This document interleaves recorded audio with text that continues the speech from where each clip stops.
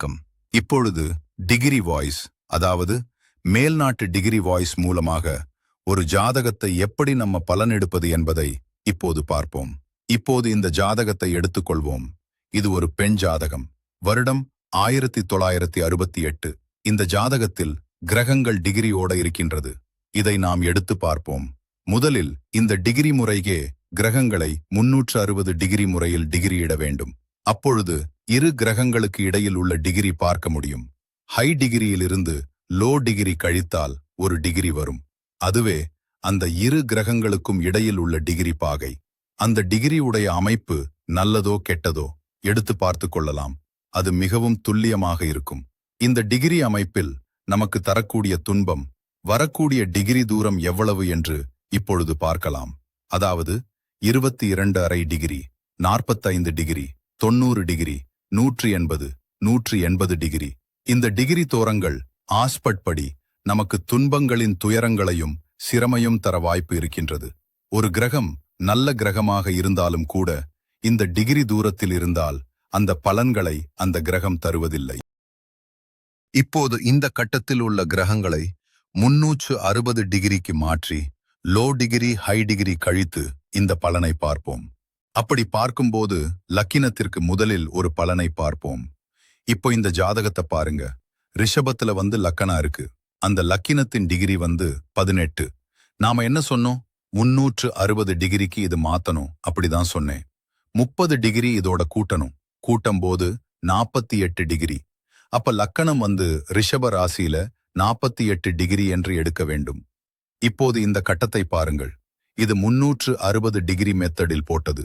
இதை வைத்து பலன் எடுப்போம்.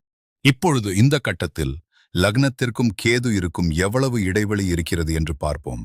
இலக்கணம் 48 டிகிரி, 360 மெத்தடின் கேது 161 டிகிரி.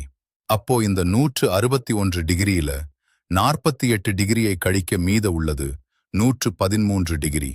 இந்த 113 டிகிரி எப்படின்னா ஒரு 7 டிகிரி பக்கத்தில இருக்கிறதுனால 120 நல்ல டிகிரியாக எடுத்துக்கொள்ளலாம்.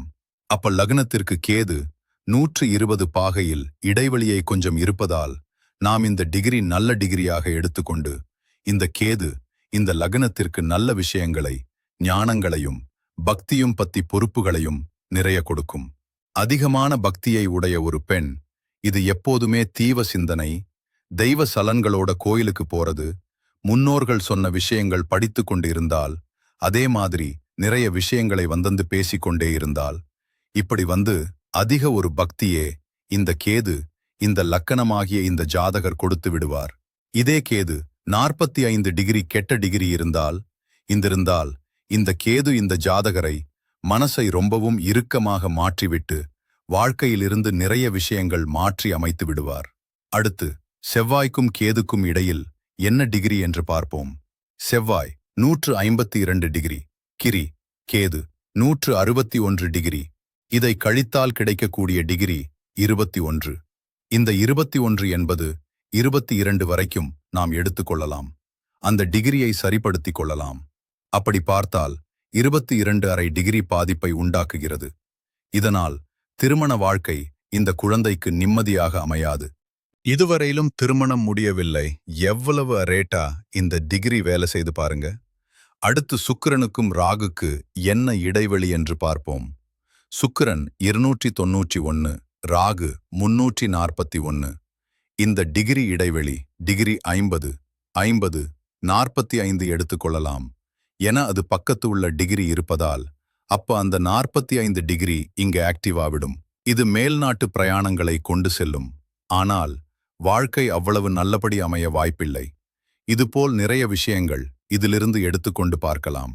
காரியங்கள் எப்ப நடக்கும் என்பது கோச்சாரத்தை வைத்து டிகிரியை எடுத்து நிகழ்ச்சிகள் எப்ப நடக்கும் என்று பார்க்கலாம்.